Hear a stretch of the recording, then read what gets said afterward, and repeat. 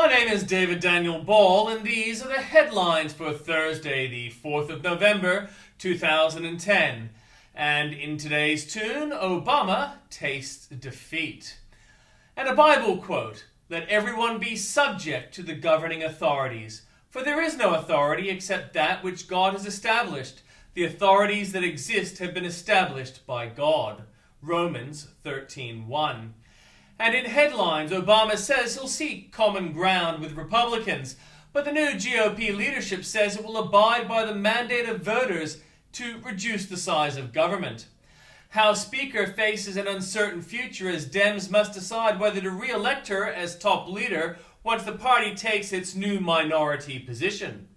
Newly empowered Republicans take aim at Obamacare as Speaker-in-waiting Boehner says, "We have to do everything we can to try to repeal this bill." The conservative movement is looking to carve a foothold for the nation's capital after big congressional wins in Tuesday's elections, including Rand Paul's Senate victory. And in breaking news from news.com.au, negotiations to transfer convicted drug trafficker Schapelle Corby to an Australian prison still have a long way to go. Geneticists baffled by rocker Ozzy Osbourne, who has genes which they've never seen before. Australia's push above parity with the US dollar will have a mixed impact on the economy, Prime Minister Julia Gillard says.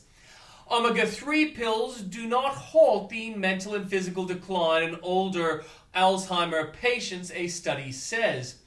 Prime Minister says she is angry at CommBank after its latest interest rate hike, but is ruling out regulating interest rates.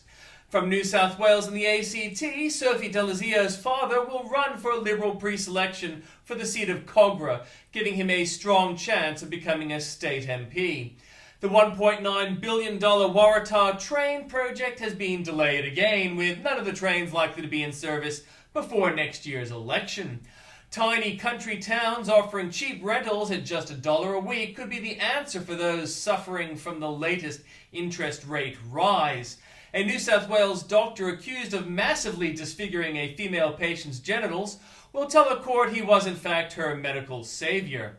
Sydney property tycoon Ron Medich will today be charged with murder over the alleged contract killing of Michael McGurk. From Queensland, a man who claimed he had a gun under his coat has held up a pharmacy for strong painkillers. Police hope to identify him from CCTV footage. Bone found in search for Zara Baker as fresh letter links her disappearance to her father. A pregnant woman with a history of stealing has been granted bail after a magistrate said she would be in some distress in custody. Angry parents are targeting the head of an exclusive Brisbane private school via an anonymous website, claiming he wants to stop taking special needs pupils. From Victoria, a jogger killed after being hit by a train in Seaford yesterday evening remains unidentified. More than 250 CFA stations across Victoria will be overhauled or rebuilt if the Brumby government is re-elected. An investigation into illegal brothels in inner Melbourne has uncovered people trafficking, bribery, and unlicensed prostitution. From the Northern Territory, the Fluoro Milk Company has recalled its pouring cream product after tests revealed contamination with E. coli bacteria. A Northern Territory father is devastated after he had to tell his 6-year-old son his puppy dog Zach had been cruelly executed.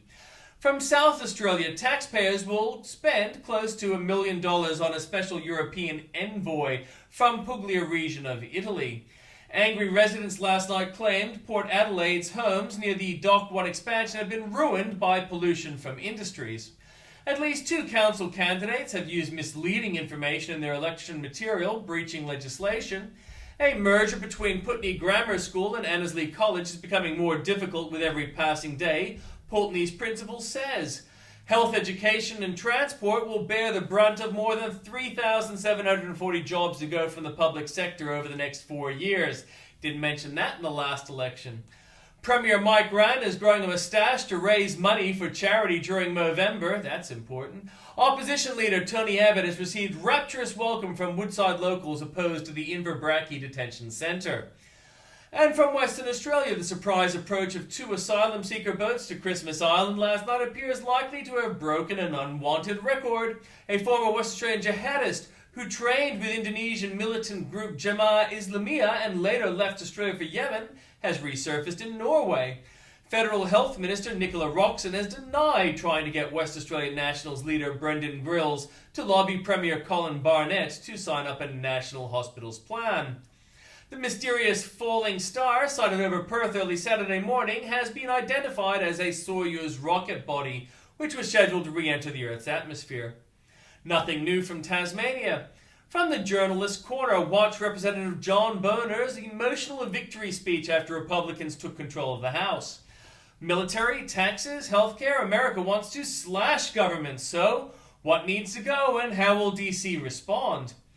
Bret Baier and his powerful political panel focus on the key issues and look at America's future.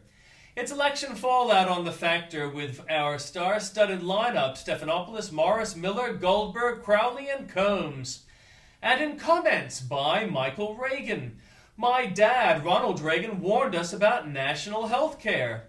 By Karl Rove, GOP wave long predicted, but still many surprises. By Donna Perino, President Obama, America's trial separation from you has begun. By Andrew Bolt, no need for our jihadists to go to Norway for a mosque. Inventing new reasons to make Gillard's NBN a disaster. Obama sees red, but won't stop. Who's to trust, Rudd or Gillard? Flannery gets the winter he says global warming killed. Home of the closet totalitarian. No, the banks aren't thieves. I wouldn't be alone. Describes herself. Gillard set a record for boat people arrivals. Why must we pay for her sex? Not the places for Gillard to bring her boyfriend. And more for you there at the link.